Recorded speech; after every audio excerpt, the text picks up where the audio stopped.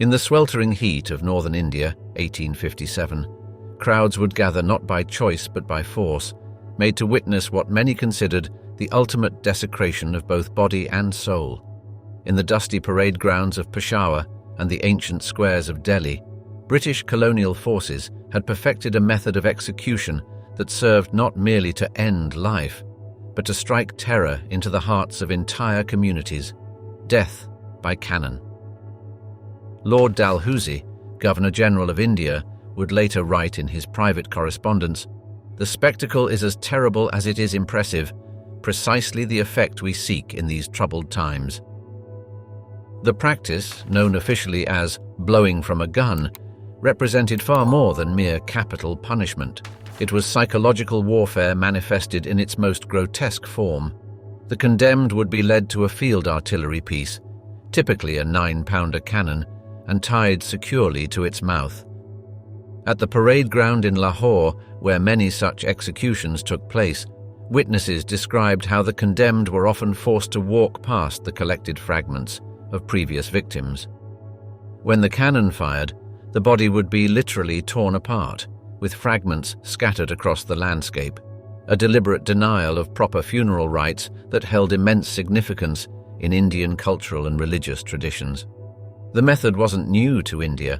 Persian armies had employed it centuries earlier, notably during Nader Shah's invasion of 1739, and the Mughals occasionally used it, with Emperor Aurangzeb ordering its use against religious dissidents in 1672. However, it was under British colonial rule that it became systematized as an instrument of state terror, reaching its apex during the Indian Rebellion of 1857. Lieutenant Colonel Charles Griffiths of the 61st Regiment, stationed at the Delhi Ridge, described the aftermath of one such execution in his memoirs. The effect of the discharge was overwhelming. The body was literally blown into thousands of pieces, which were scattered far and wide, some fragments being found on the roofs of houses hundreds of yards away. What made this form of execution particularly chilling was its theatrical nature. British authorities would often force local inhabitants to watch, sometimes keeping detailed records of attendance. At the Lucknow Residency, registers from 1857 show that on average, 300 locals were compelled to attend each execution. Captain Henry Nichols wrote in his diary in June 1857, "The natives were made to attend in numbers, and I observed many turning pale at the sight. That was precisely our intention, to instill fear that would travel far beyond the execution ground." In Jhansi, where the rebellious Rani Lakshmi Bai had once ruled, British officers would ensure that the executions coincided with market days to maximize their audience. The psychological impact reverberated through generations. In the bazaars of Lucknow and Delhi, mothers would quiet unruly children with whispered warnings about the demon cannon. The poet Mirza Ghalib, who witnessed several such executions in Delhi, wrote in his diary, "The city has become a slaughterhouse, where death comes not from the sword, but from the roar of devils made of iron." Local witnesses' accounts, preserved in family histories and folk songs, speak of the profound trauma. One such account, from an anonymous source in Awadh, describes how the sound would echo through the city walls, and for days after, people would speak in whispers, if at all. During the height of the 1857 rebellion, the British significantly increased the frequency of these executions. In a single day in Peshawar, 40 rebels were executed by cannon. Their deaths staggered throughout the day to maximize the terror effect on the watching crowds. At the Sialkot garrison, where the 46th Native Infantry had mutinied, 24 executions were carried out in just 2 hours. Colonel James Brynd noted in his correspondence to Lord Canning, "The spectacle had the desired effect. The city, which had been restive, maintained an uneasy peace for months afterward." The British justification for this brutal method often centred on its supposed deterrent effect. Sir John Lawrence, Chief Commissioner of Punjab, argued in an 1858 dispatch to London that normal modes of execution were insufficient to maintain order in what he termed a land of fanatics. The cost-effectiveness of the method was even discussed in colonial administrative documents. Each execution required only a small charge of powder, roughly 1/4 the normal amount used for firing the cannon. Yet documents from the period suggest another motivation. The deliberate destruction of the body prevented proper funeral rites, striking at deep-seated religious beliefs about the afterlife. The impact on colonial resistance was complex. While the method certainly inspired terror, it also fueled deep-seated resentment that would eventually contribute to the independence movement. The revolutionary leader Vinayak Damodar Savarkar, in his 1909 work, The Indian War of Independence, 1857, wrote, "Every blast of their cannons planted seeds of liberation in our hearts." In the Punjabi city of Amritsar, where several such executions took place, local balladeers composed songs of lament that would later become rallying cries for independence activists. The practice reflected broader changes in colonial administration, marking a shift from the relatively collaborative approach of the East India Company era to a more direct and brutal form of imperial control after 1857. This transformation symbolized the growing racial and cultural divide between rulers and ruled, contributing to the hardening of colonial attitudes that would characterize the late Victorian era. The historian William Dalrymple notes that this period marked the death of the last remnants of cultural cooperation between Britain and India. The last recorded instance of blowing from a cannon in British India occurred in 1859 in the small town of Fatehgarh, where 3 remaining rebels from Tantia Tope's force met their end. But its memory lived on in folk tales, family histories, and the collective trauma of communities. The practice became emblematic of colonial brutality, showing how technological superiority could be perverted into instruments of terror. In the words of Sir George Campbell, Lieutenant Governor of Bengal, "We ruled by fear because we could not rule by love." What makes this form of execution particularly significant in colonial history is not just its brutality, but how it embodied the intersection of military technology, psychological warfare, and cultural subjugation. It represented the colonial state's attempt to dominate not just through physical force, but through the manipulation of cultural and religious beliefs, creating a form of terror that transcended the moment of execution itself. The historian Ranajit Guha would later term this dominance without hegemony, power maintained through spectacular violence rather than consent. Hell on Earth, the torture of Australia's penal colonies. In the late 18th century, Britain's solution to its overflowing prisons took the form of an unprecedented experiment in human suffering, the Australian penal colonies. What began in 1788 with the first fleet arriving at Botany Bay, carrying 751 convicts aboard 6 transport ships and 3 store ships, would evolve into a system of punishment so severe that many convicts considered death a preferable alternative to their sentence of transportation. Judge Sir Francis Forbes famously declared in 1822 that transportation was a slow death, a death of the soul first, then of the spirit, and finally of the body. The journey itself served as a preview of the horrors to come. Packed into disease-ridden holds, convicts spent months at sea, chained in darkness. Captain James Cook's surgeon, Peter Cunningham, recorded in 1827 that the stench of the hold would knock down a horse. The ship Neptune, part of the Second Fleet in 1790, achieved particular infamy when 158 of its 502 convicts died during the voyage, with another 269 requiring immediate hospitalization upon arrival. The ship's master, Donald Trail, was later tried for murder but acquitted. Of the 162,000 convicts transported to Australia between 1788 and 1868, nearly 1 in 10 would perish before reaching their destination. Lady Jane Franklin, wife of Tasmania's governor, wrote in 1837, "The sea journey itself serves as the first instrument of reform, though many find reformation in death." Port Arthur, Tasmania's premier penal settlement, earned particular notoriety for its brutal regime. Established in 1833 on the Tasman Peninsula, it was promoted as an inescapable prison, surrounded by shark-infested waters and connected to mainland Tasmania by a narrow isthmus named Eaglehawk Neck. Here, Commandant Charles O'Hara Booth introduced the separate system, a psychological torture method involving complete isolation. The model prison, completed in 1853, contained 68 cells where prisoners were forced to wear heavy leather masks called beaks while exercising, preventing any human contact.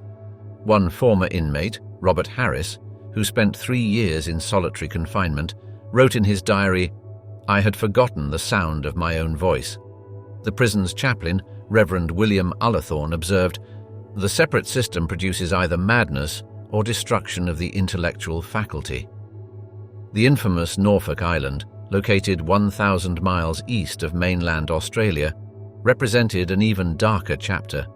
Irish political prisoner John Mitchell described it as a place of unmixed evil, where men were flogged until their backs resembled raw meat.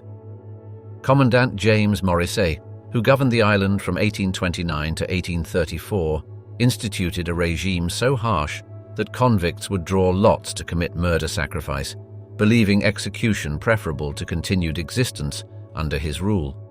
In one notorious incident in 1832, 12 convicts drew straws to decide who would be murdered and who would be the murderer, leading to the death of Charles Routley, whose killer went willingly to the gallows.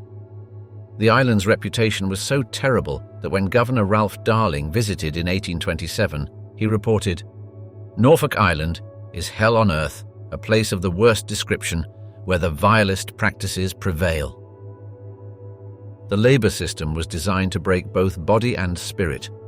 Chain gangs, weighed down by iron shackles weighing up to 14 pounds, worked from dawn to dusk, quarrying stone, clearing land, and building roads. At Macquarie Harbour, Tasmania, convicts would wade chest-deep in freezing water to fell Huon pines, their chains rusting into their flesh. The settlement's surgeon, Dr. James Ross, reported that men's legs often rotted to the bone from the constant exposure and iron's friction.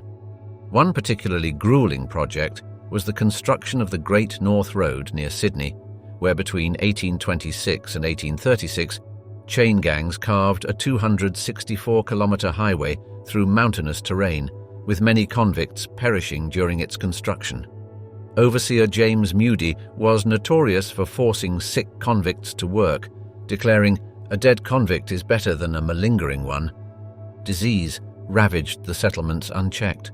Dysentery, typhoid and scurvy were rampant due to poor nutrition and unsanitary conditions. At Cockatoo Island in Sydney Harbour, up to 500 men would be crammed into workshops designed for 100, leading to a mortality rate of 40% in the first year of operation, 1839. Dr. John Russell, medical officer at Port Arthur, documented in 1847 that men's constitutions were utterly broken after 2 years of labour, rendering them useless even as workers. The Medical Journal of the Settlement Hospital at Port Macquarie records that in 1823 alone, 173 convicts died from various diseases, with scurvy claiming 64 lives in a single month. The punishment system operated on multiple levels of severity. Minor infractions could result in 50 lashes with the cat o' nine tails, while serious offences might see convicts sentenced to the dreaded treadmill or box. The box was a coffin-like space where prisoners stood in complete darkness, sometimes for days, unable to sit or lie down. At Port Arthur, the treadmill could accommodate 16 men at once, forcing them to climb the equivalent of 6,000 feet per day. Captain Alexander Maconochie, who would later attempt reforms at Norfolk Island, described these punishments as a system of moral torture that no human being could withstand. His reforms, implemented between 1840 to 1844, included a mark system for good behaviour, but were ultimately abandoned as too lenient by colonial authorities. Particularly feared was the spread eagle punishment at Port Arthur, where convicts were stretched across a wooden frame and flogged until unconscious. Surgeon James Patton's records from 1849 detail one prisoner receiving 100 lashes. By the 50th stroke, the man's back was devoid of skin. By the 100th, we were flogging exposed muscle. The notorious flagellator Robert Flogger Whiting was said to take particular pride in his ability to render a man unconscious with a single stroke. In 1838, convict James Crawford received 200 lashes over 2 days for attempting to escape, with the surgeon noting that the man's back resembled a piece of raw beef. The psychological impact of this system created what contemporary observers called a special class of desperate men. At Sarah Island, Tasmania's first penal settlement, convict James Porter organized an extraordinary escape in 1834, leading a group of 10 men to hijack a newly built ship, the Frederick. Their successful 10,000-mile voyage to Chile became a symbol of resistance against the system's brutality. The infamous bushranger Matthew Brady, who escaped from Macquarie Harbour in 1824, led a gang of outlaws for 2 years, gaining folk hero status among the colonial population. Captain James Kelly wrote in 1826 that these men, having nothing left to lose, become the most dangerous creatures imaginable. Food was weaponized as another form of control. Standard rations at Port Arthur consisted of 1 pound of dry bread, 12 ounces of salt meat, often too rancid to eat, and watery soup. Convict William Thompson's secretly preserved diary from 1836 describes men fighting over rats to supplement their diet, noting that a fat rat was worth 2 days' rations in trade. At Norfolk Island, Commandant Joseph Childs reduced rations further in 1844 as collective punishment, leading to what became known as the Cooking Pot Uprising, where starving convicts rioted, using their iron cooking pots as weapons. The incident left 12 dead and led to 26 executions. Those who collapsed from malnutrition during work would face the punishment cell, a pitch-black space barely large enough to stand in, where men were kept for up to 30 days on bread and water. The system's impact extended beyond individual suffering, reshaping Australian society itself. The convict stain became a source of shame that many sought to hide, creating social hierarchies that would persist for generations. Free settlers often treated emancipated convicts with contempt, while the children of convicts faced discrimination in employment and social circles. The term currency lads and lasses was used to describe Australian-born children, distinguishing them from their convict parents. Marcus Clarke, author of For the Term of His Natural Life, wrote that the convict system has branded 3 generations with the mark of Cain. By the 1850s, growing opposition to transportation emerged both in Australia and Britain. The Anti-Transportation League, founded in 1849 by Reverend John West, gained significant support among free settlers. The discovery of gold in 1851 transformed Australia's image from a prison to a land of opportunity, making the continued arrival of convicts increasingly uncomfortable for free settlers. Caroline Chisholm, known as the emigrant's friend, argued that a nation cannot be built on the foundations of punishment alone. The last convict ship, the Hougoumont, arrived in Western Australia in 1868, carrying 280 convicts, including 62 Irish Fenian political prisoners, marking the formal end of transportation. The legacy of the penal colonies lives on in Australia's landscape and cultural memory. Port Arthur's ruins stand as a UNESCO World Heritage Site, its silent walls holding countless untold stories of suffering. The separate prison still contains the original solitary confinement cells, where visitors can experience the absolute darkness that inmates endured. The system's impact on Indigenous Australians was equally devastating, as convict labour was used to expand colonial settlements into their territories, leading to displacement and conflict that would define the nation's future relationships with its first peoples. The historian Manning Clark estimated that between 1788 and 1868, convict labour was responsible for clearing over 1.5 million acres of indigenous lands. The convict labour system represented more than just punishment. It was a grand experiment in using human suffering as a tool of empire building. Through the brutal exploitation of convict labour, Britain established a foothold in the Pacific, transforming a distant shore into a colonial success story built on foundations of unimaginable cruelty. Robert Hughes, in The Fatal Shore, calculated that convict labour contributed the equivalent of £20 million in 1988 values to the colonial economy. The system's architectural legacy remains visible in the Georgian buildings of Hobart, the sandstone structures of Sydney, and the vast network of roads that helped establish Australia's infrastructure. Governor Lachlan Macquarie's ambitious building program, 1810 to 1821, alone utilised over 200,000 convict workdays, creating structures that still stand today as silent testimonies to this dark chapter in colonial history. The Cat o' Nine Tails: How Flogging Controlled an Empire. In the age of wooden ships and iron men, few sounds struck more terror into the hearts of British sailors and soldiers than the shrill whistle calling all hands to witness punishment. The practice of flogging, institutionalised within the British military system since the Naval Articles of War of 1661, became such an integral part of service life that the Cat o' Nine Tails was grimly nicknamed the Captain's Daughter, a bride no man wished to dance with.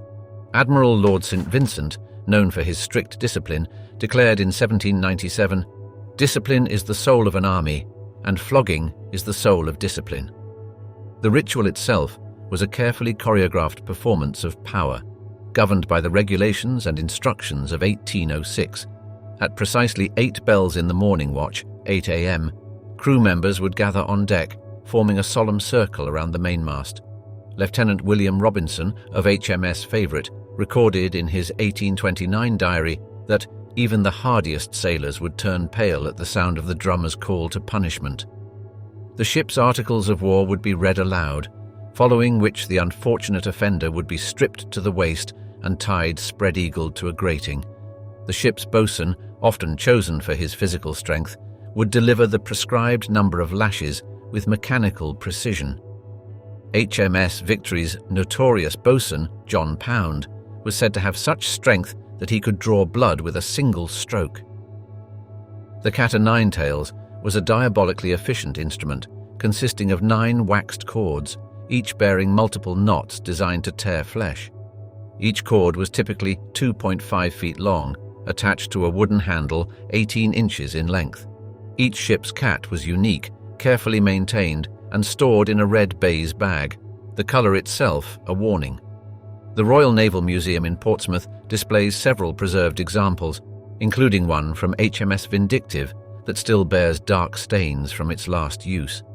Sailors spoke of how the cat would write its name across a man's back, leaving permanent scars that marked him for life.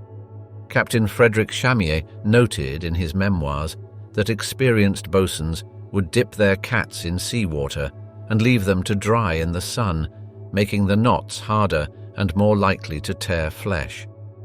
The Victorian Navy's obsession with discipline meant that even minor infractions could result in savage punishment. Admiral Sir John Phillimore's logs from HMS Eurotas in 1820 record a young sailor receiving 36 lashes for silent contempt, merely looking at an officer the wrong way. On HMS Macedonian in 1824, a 12-year-old ship's boy received 12 lashes for dropping a marlinspike from the rigging. The practice was so commonplace that ships carried specialized surgeons who could advise on how many lashes a man might survive, their clinical detachment a chilling testament to the systematization of brutality. Dr. James Lind, ship's surgeon of HMS Edinburgh, developed a mathematical formula in 1757 for calculating survivable flogging doses based on a sailor's weight and constitution. The Army's version, though similarly brutal, took place on parade grounds rather than rolling decks. The Duke of Wellington famously defended flogging as a necessary evil, to maintain discipline among what he termed the lowest of society enlisted for drink. At the Horse Guards parade ground in London, public floggings would draw crowds of spectators, including fashionable ladies who would watch from carriages. Army regulations permitted up to 1,000 lashes for serious offences, though such sentences were rarely carried out in full, not from mercy, but because few men survived beyond 200 strokes. Private James White of the 7th Fusiliers received 300 lashes in 1831 for striking a sergeant, surviving only because the regimental surgeon intervened after 200 strokes. Life aboard naval vessels provided endless opportunities for infractions warranting the lash. A fascinating survival from HMS Bellerophon's punishment book of 1813 lists offences ranging from the serious to the trivial. Stealing rum, 24 lashes. Sleeping on watch, 36 lashes. And in one peculiar case, maliciously throwing the captain's monkey overboard, 12 lashes. The ship's log of HMS Victory records that in 1805, just months before the Battle of Trafalgar, 127 floggings were administered, averaging 3 per week. Captain Thomas Fremantle of HMS Neptune wrote in his private correspondence that maintaining order through the lash is a burden that weighs heavily on any humane commander's conscience. The psychological impact of flogging extended far beyond physical pain. The public nature of punishment, with shipmates forced to witness each stroke, created a culture of fear and compliance. Samuel Leach, who served aboard HMS Macedonian, wrote in his 1843 memoir that "The sound of the cat falling upon the bare back of my shipmates rings in my ears even now." Sailors developed a complex code of solidarity, often sharing their grog rations with flogged companions to help dull the pain. The ship's surgeon of HMS Sapphire, Dr. Robert Jackson, documented in 1834 that flogged men would often develop what he termed nervous fever, characterized by nightmares and uncontrollable trembling. Some ship's doctors noted that men who survived severe floggings often exhibited permanent personality changes, becoming either completely submissive or dangerously unstable. The Medical Journal of HMS Excellent recorded that 23% of flogged men attempted to end their own lives within a year of their punishment. Reform movements began gaining traction in the 1830s, led by politicians like Sir James Graham and humanitarian campaigners who viewed flogging as a relic of barbarism unworthy of a civilized nation. The case of Charles Summer, a 19-year-old sailor who received 50 lashes aboard HMS Exeter in 1836 for allegedly stealing a handkerchief, became a rallying point for reformers after he died from his wounds 3 days later. The subsequent investigation revealed he had been innocent. Thomas Hodgkin, a former naval lieutenant turned journalist, published an essay on naval discipline in 1813, providing one of the first detailed exposés of the brutality of naval punishment. Public sentiment shifted dramatically after newspaper accounts detailed these horrors, with The Times publishing a series of editorials titled "Britain's Floating Hells" in 1840. Naval officers themselves were divided on the practice. Captain Frederick Marryat, who later became a popular novelist, argued that flogging was essential for maintaining order in the confined space of a warship, writing in his 1829 memoir that, without the cat, we should require a guard of soldiers on every deck. In contrast, Admiral Sir William Hall advocated for its abolition, noting that ships with commanders who rarely resorted to the lash often maintained better discipline through other means.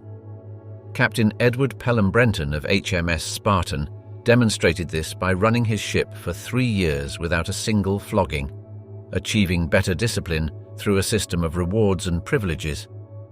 His 1830 report to the Admiralty showed that his crew had the lowest desertion rate in the Mediterranean fleet. The most damning criticism came from within the ranks. An anonymous letter published in the Times in 1848 from a serving sailor, later identified as William Thompson of HMS Bellerophon, described how the cat tears not just the flesh, but the very soul of a man. The writer went on to detail how flogged men often became shells of their former selves, their spirits broken beyond repair. His account included the haunting description of a young sailor who received 48 lashes for falling asleep on watch. His screams still echo in the nightmares of every man who witnessed his punishment. The practice began to decline in the 1860s as public pressure mounted and alternative forms of punishment were developed. The Admiralty introduced naval prisons, starting with Portsmouth in 1866, which could hold up to 300 inmates. The introduction of formalized systems of demotion and fine provided officers with other disciplinary tools. In 1879, flogging was officially limited to cases of mutiny by the Naval Discipline Act, though unofficial use continued in remote stations well into the 1880s. The last recorded naval flogging took place aboard HMS Thetis in 1881, when a seaman received 24 lashes for striking an officer. The end of sanctioned flogging marked a fundamental shift in military discipline philosophy. The emergence of a more professional force, better education among recruits, and changing social attitudes made the practice increasingly difficult to justify.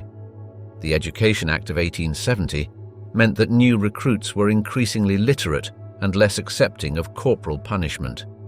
When it was finally abolished in the Army in 1881, one veteran officer, Colonel Sir Charles Napier, remarked that, "We have lost our most faithful servant, though perhaps not our most honourable one." The Army Discipline and Regulation Act of 1881 formally ended the practice after 220 years of official use. Today, the cat-o'-nine-tails survives only in naval museums, its knotted cords a reminder of how authority was once maintained through systematic brutality. The National Maritime Museum in Greenwich displays several examples, including one recovered from HMS Victory that was reportedly used during the Battle of Trafalgar. The practice of flogging in the British military stands as a testament to how institutions can normalize extreme violence in the name of discipline, and how societal progress often requires confronting and abolishing deeply entrenched traditions of cruelty. As Admiral Lord Fisher, writing in 1919, reflected, "The cat-o'-nine-tails built the empire, but it was the empire's shame that made us put it away."